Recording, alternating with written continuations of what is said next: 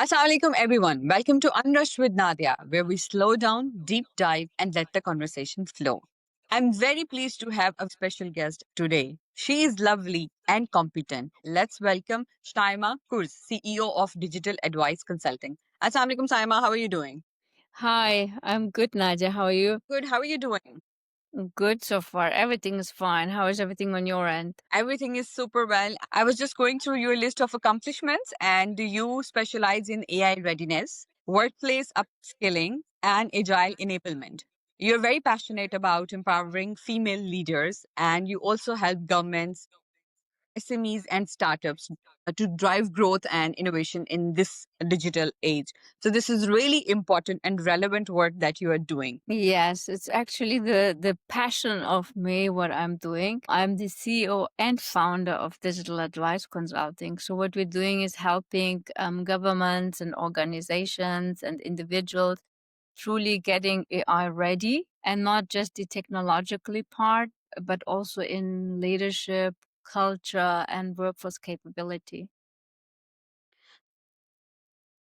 Yeah, and with the background also as an engineer and global digital transformation at Mercedes-Benz and leadership in this fast-paced and startups, it's a combination that we really want take the technical depth out and taking more into the human insight. So that's our role in supporting those companies and leaders and individuals. So, basically, you are bridging the gap between the technology and the leadership. I would say the gap between technology and the human side as well, because most of companies right now are taking more care of the technology part. Technology is, yes, it's already there, but we as a company and individual, we are supporting everyone to live with AI. That means we're supporting them to go with the technology and not letting them behind, because most of companies right now are disrupting everything towards the technology. And for me, it's important to take everyone who doesn't have this experience in this field and to be on top of the technology and not the other round. That's correct. And Shaima, you have carved a unique path as CEO and founder in AI readiness and leadership.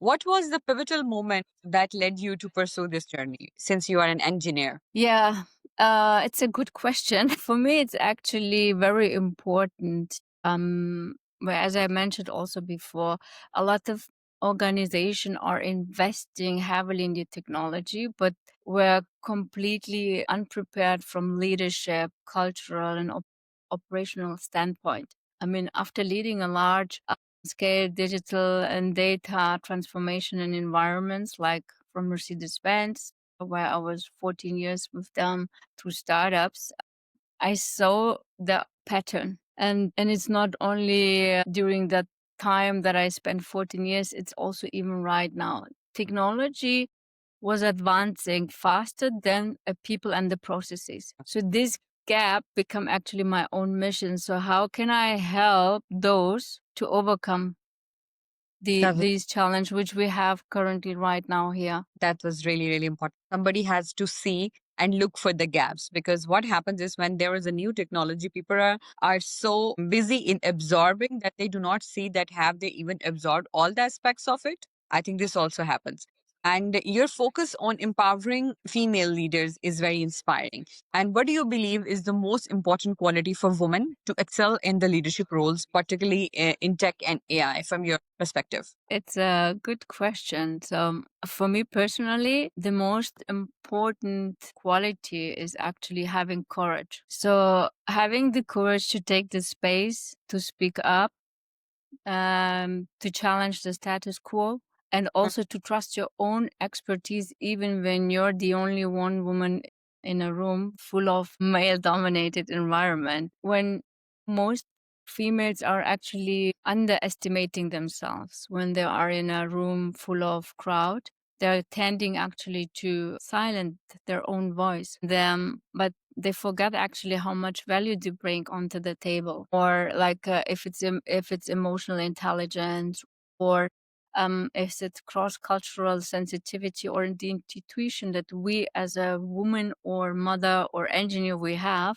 And for example, also the system thinking as well. So when you combine the technically literacy, let's say, all these qualities that I just mentioned create really an exceptional leader. For me personally, courage unlocks a lot of all of these elements that I said.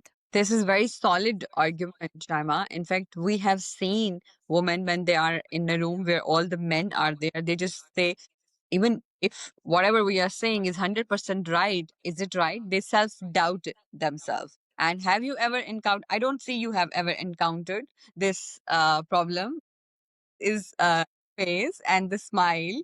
And but have you seen anyone else and where you felt, okay, she's a very competent woman, of course without taking any names, but have you ever felt that, somebody is very confident but they are not able to say things even if they're right because they're having self doubts? Oh no, And I did have this doubt as well in my early career. To be okay, very friendly, yes. In my early career, I had also this kind of doubt, but it's always important to have the right mentor on your side, looking for the right mentors in order to get this, let's say, doubt or build your own confidence in terms of, let's say, if it's a topic that you have no idea, starting to deep dive into this project or into the, let's say, if it's a technology, then it's the technology. If it's a tool, then get it done, understand until you get so much confidence that you shouldn't be shy to speak anywhere. So I think yes, all of us in the early stage had some challenges, I would say, that we have to overcome. and, would you like to share a story when you had mentor but like you were fully prepared and then still you just, like it was in a blink of time you forgot and you were like, and then you had to switch on your warrior mode? Yes, of course. I think during my the first 14 years career, I had great mentor. I had really a great mentor, and I always talk about him. It's Dr. Sigmar Hases. He was a very supportive ex-former CIO of Mercedes-Benz, where I was working with him. He gave me great guidance, but still the execution part is always my part. So I think the moment that you have or getting this fear that you shouldn't talk or you're getting shy, there is something that you have to learn to practice it. It's like building a muscle. Every time you get this doubt, you should build this confidence in order to take this, let's say, the part that is coming quite up, just silent it down with the confidence that you're building by getting the knowledge. That's correct because you have mentor, you are very strong, but at the moment, sometimes moments shape how you execute your confidence. I Yeah. completely agree And I with. think it's also the I would always say it's the practice, how much you practice on that. If you're every day on a panel or if you're every day or any conferences that you're starting to learn to speak and to engage, that's something that you can build. It's not that something you should learn from day one and be perfect, because we women always tending to be perfect in everything. We just Yeah. need to take that out of our head. Yes, we want to be perfect from day we are born. Yeah, unfortunately, that's not That's gonna not happen. that's correct. So you see that AI has just boomed and AI is a hot topic. And as AI continues to shape industries, and people are saying by 2027, 80% of the companies will be using AI in one way or the other way. What skills do you think will be essential for professionals to thrive in the next decade? I think I cluster it in three elements. One is the AI literacy, the second is the adaptive leadership, and the third one is the human centric capabilities. So, what I mean with AI literacy, in nowadays, we don't need to learn coding from scratch, right? But it's very important to having the understanding how works, where does it fit, what are the risks, and how to integrate them into your daily workflows. So that's one part. And I think the second part is also adapting, so being very agile. So you have to learn the ability to unlearn those things that you don't need anymore and learn those things that you need in the future. And this will be navigating your ambiguity like confidently in the next decade. So starting to upskilling yourself and being very flexible, because no one of us knows what actually the future will look like exactly. So yes, in 5 years we know everything will be completely agentic. But what about in 10 years? What about in 15 years? So we have to be very curious and learning new things which we didn't have in the past. And the third part, which I said, like human centric. I think the more we elevating up, it becomes more important to have the critical the critical thinking, ethical judgment, the emotional intelligence, and having the ability to lead hybrid human AI teams in the future. And do you believe that the companies, the leaders, the people who will not adapt to AI will somehow lose the work, the results? I think lose is for me not the right word. I think you get obsolete. Okay. So if you're not getting into the AI space, you fall behind. You fall Yeah. behind in terms of knowledge, in terms of speed, in terms of being competitive into the market, and what are currently maybe the right tools that could elevate the company, could elevate the entire ecosystem where you're working, or even yourself. Because as a leader, we cannot anymore just work like in the past. Like in the past, we were I would just say in brackets, managing people. So now with the advancement of AI, it's like faster decision making and on a speed. And we have to lead humans in a way that is not as it was in the past. So you have two different dimensions. Of course, the people will be always there because there are humans. We have to lead them, to support them, to nurture them, and being always on the right side. But the technology part comes on top, which makes actually a challenge for the leaders who are not going with the technology, and they might fall behind. Shaima, you sit with leaders every day. You attend all these big conferences. And have you seen people resisting to the AI, integration of AI? Yes, You have. yes. I see still, yes, because in this area, it's bringing a lot of challenges. I mean, let's say I'm talking just as a CEO, okay? From a CEO level, you have to grow and to scale. On top, you have now a technology part on your side, which is moving and advancing. So you have now two elements which are growing fast. So you have the daily operation on top that you have to run and keep everything as it is. And then something new comes on top.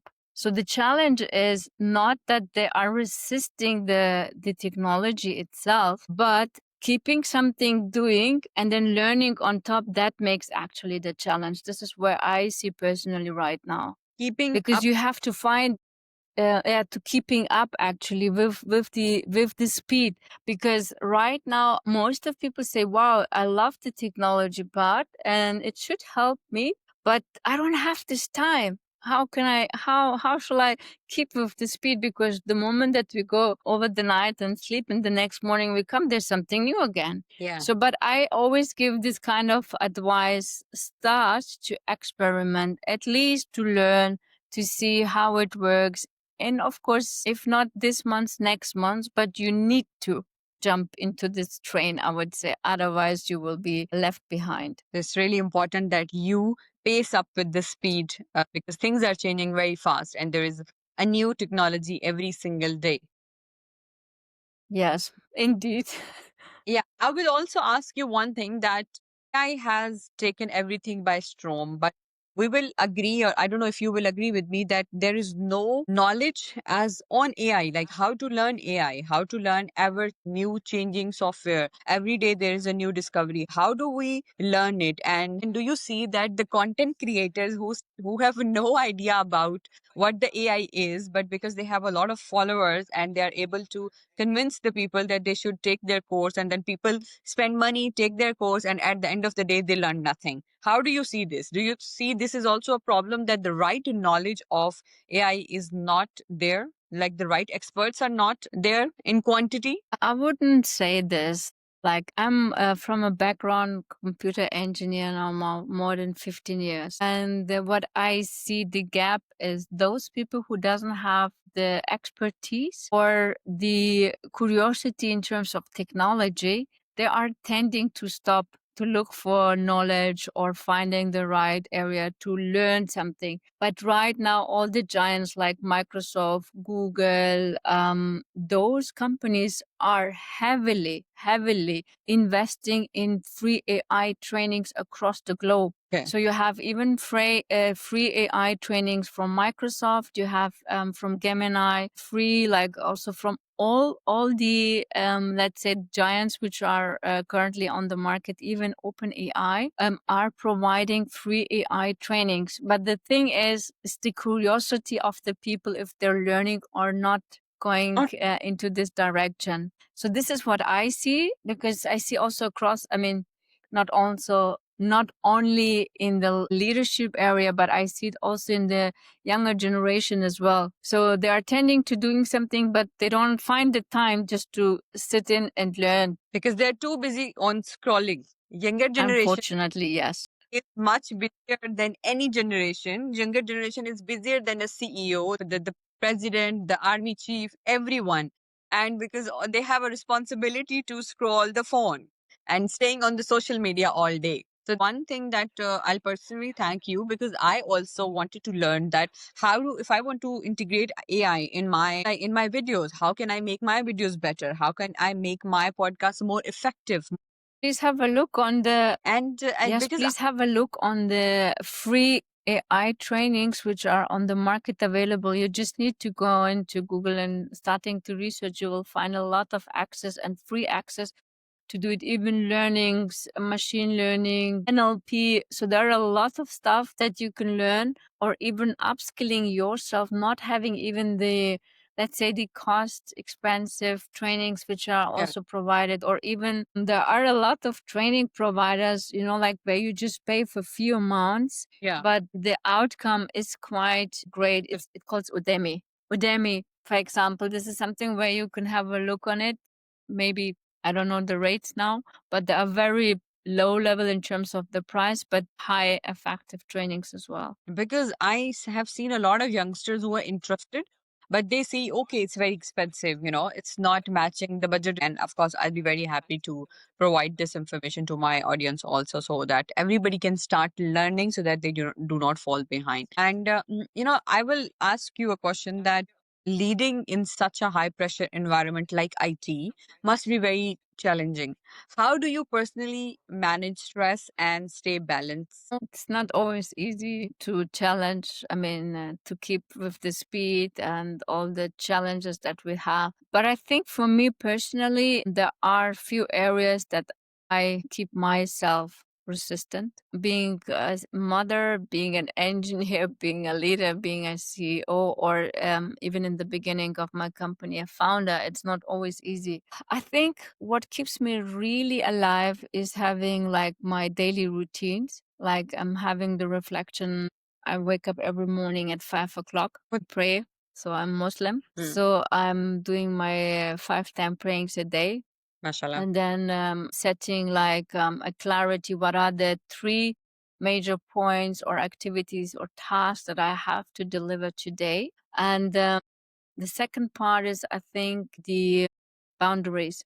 I focus really my energy on high impact work and not too much noise. So I'm putting away while I'm working on my screen, I put everything off. And if I have my, let's say, meetings, then there's the meeting, there's a working time. So I'm separating and dividing it very clear, and no distractions. And the other part which keeps me really alive in all of these one is my movement, which is training, walking for me are non-negotiable. So I'm doing like 3 times a week going to the gym. Right now, my mom is here from Germany with me, so I go with her walking on a daily basis as well. I really enjoy that, even if sometimes I don't find it during the morning time. I still try to do it during the evening time with her as well. So at least I have my walking and spending the time with my mom or with my kids. And the last part is purpose. I personally in the past couldn't understand when most people say, when you find your purpose, you will be successful. And I was like, yes, everyone's saying successful when you find the purpose. Yeah, they were right. They were 100% right what they said, because I find really my purpose right now with my consulting, by providing the training, really seeing when you scale someone knowledge from 0 to 10 out of 10, for me feels like really that a huge accomplishment, that I support someone to get out of his, let's say, challenge without his knowledge, and they are smiling when I see the trainings. At the end, we do always like a survey from the beginning, where are they in terms of the knowledge, and after the training, I always do also a survey, or if I have any consultations, you see actually where it goes. So if when my customers are getting happy, that's for me a huge accomplishment or successful day for that day. And I think I found my purpose. I can see that you are a wonderful mother also. And I think the people around you are very blessed to have someone who is very positive. And, like, what do we say in Muslim world, that the barakah is that the barakah and the blessing shows on your face also, Hmm. that you're a kind human being. So I'm very pleased that we were able to connect and we are able to meet. Thank you. And it's wonderful. It's wonderful to meet all these amazing ladies and know how they are working and how beautifully they are working, and they're actually bringing impact in people's life, no matter what they're doing. So it's amazing. Thank you for doing this. Thank you. Thank you. I would like to know also that you work with very different clients from all different fields, whoever wants to work on this technology. And I'm sure the different clients from different backgrounds, they come with unique challenges. Can you share a project where your guidance led to very significant transformation? I was recently worked with an infrastructure company here in UAE on their AI readiness assessment. They were invested tools, really, but lacked on their data maturity, workforce capability, and operational alignment. And with the assessment, what we did, we uncovered a lot of blind spots across data governance, cloud readiness, and also workforce upskilling. Wherever I go, I quickly, immediately get the gap out, because it's the human at the end who doesn't have the knowledge to disrupt this technology. Of course, if it's data, I mean, data is the new oil. AI space, if it doesn't have the right data, if it doesn't have the clean data, organized, structured data, everything, it is like garbage in, garbage out. So a lot of companies are stressing or coming into the challenge data readiness. What I see the most challenge is still workforce upskilling. We need to ensure that the people get upskilled, because when they are prepared, they are not falling behind. They are also getting mature in order to utilize the system to the best extent and being effective for the entire organization itself. Most of the big giant companies are led by men. And when they're doing projects, they have some setbacks or challenges also. And how do you see the world? Is the world changing, like requesting a female founder to come and use her expertise to look for their blind spots? Do you think the world is changing and accepting more women entrepreneurs and founders with open hearted, and especially men asking female founders to come and find flaws in their system and provide solutions? I have to say yes. Here in UAE, it's a country of full diversity, and the women are getting so much possibilities to have a high impact. And I personally, yes, of course, when you're starting to building a company, there's always a lot of challenges where you come to the point that you're getting your clients. But once you have and you build the trust with your clients, it's not the matter of if you're a woman or a man at the end. It's not about the gender. This is what I feel right now. And I see it's more welcomed also from females to be guided than than the males Yeah. as well, because they see that we have the knowledge, we have the curiosity even to tackle the challenges. Because what I see always, females are tending to be more patient than male in some areas. And this is an advantage of us to be there and be persistent with that, going and chasing. And here in UAE, especially, female founders are very, very, very much welcomed to be here in the forefront of the technology. And you have so many women ministries here in UAE that I've never seen, even though being living in Western world.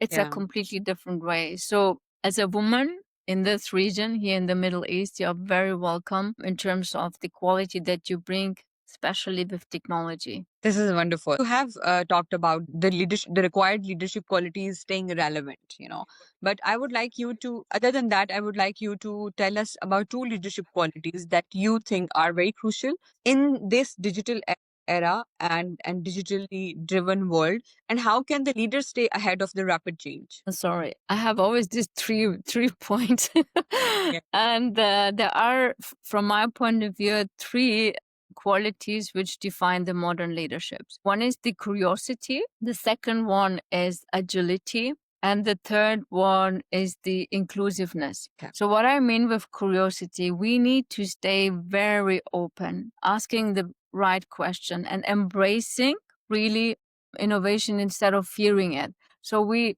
shouldn't kill the innovation by not having the right knowledge. Then go and get on board a lead in, until you get the knowledge and the ability to lead your team, instead of killing and saying, no, we don't need anyone because I have not the knowledge. So this is one part. And the second part is agility. I don't know if everyone in this world have this agility to adapt very quickly, but I can tell you about me. It is very important. So I was a refugee child. So I was leaving Afghanistan when I was 6 years old. It took me very long time and many years until I understood what it means being so adaptable. Because when I go there in a space, I getting my husband said, like a chameleon, because you adapt very quickly. He says, how do you make that? I was forced by moving from space to space until I find my home. But it's very important in nowadays to have this agility to adapt and grow with the technology as quickly as possible. And the third one is the inclusiveness. We need to create really environments where diverse voices are shaping the decisions, which leads to better AI outcomes and stronger cultures as well. That's great. It sums up very well. These 3 points sums up very well. Shayma, outside of the work, what guiding principles help you navigate life? And how do you stay grounded with such a dynamic? Well, I think I have my life principles, and they are family. That's my anchor actually, and my motivation for everything that I built right now and also for the future. The integrity, doing what's right even when no one is watching. The third one is resilience. My refugee journey taught me really to rise through every challenges in my life. And the last one, help, service. I would say service, but this is like very helping everyone to grow, especially females in this area, which giving something meaningful back of my work to someone else, even without having any personal interest. This is amazing, Shayma. This was lovely conversation, and I'm so happy that we were able to connect. And I will definitely want to connect with you again one more time. And before we sign off, please let us know that a project that is like a dream goal for you, or I wish for one day, if I have so much capabilities and possibilities as well, to open up a school in Afghanistan and providing so many females this possibility that I had outside of my country, and giving this opportunity to those who didn't had any opportunity to go to school or going to university or nurture themselves to grow. this shows that your heart still lies in Afghanistan back home, and you believe in the power and potential of those women. I generally believe in any females across the globe, and I think Germany is my home, but my heart is currently with the females in Afghanistan. Everyone who doesn't allowed to go to school or doesn't have this potential, like to go somewhere and study. And even if it's Afghanistan or Pakistan or India or Africa or anywhere in the world, for me, it's regardless of the culture or the nation where they come. But I think every woman who deserves to have a seat in the school or even in the university if they have this ambition to grow or even beyond and they want to build something on their career or going ahead building their business. I think they deserve to get the right support from us or get the right mentor, or if we're having a network open for them the possibilities to grow rather than close the doors. This is absolutely great mission for humanity, and I wish you all the best. And I especially pray that you get to open this, and a lot of females can learn and they can make their life better. Yes. Thank you so much, Nadia, for having me today here. It was a very great discussion and I enjoyed, and hopefully to see you soon and get reconnected. I'm glad you loved it. Yes, I loved your work and I even love your personality. And yes, we look forward to meeting either in Dubai or in Germany, hopefully soon. And I'll definitely stay connected. Okay, great. Thank you. Have a lovely day. Bye. Thank you, everyone, whoever joined us. I hope there were a lot of learnings, passion, and resilience that you all need to learn. Please give your feedback, and I will be back with another amazing guest, another amazing story and discussion very soon.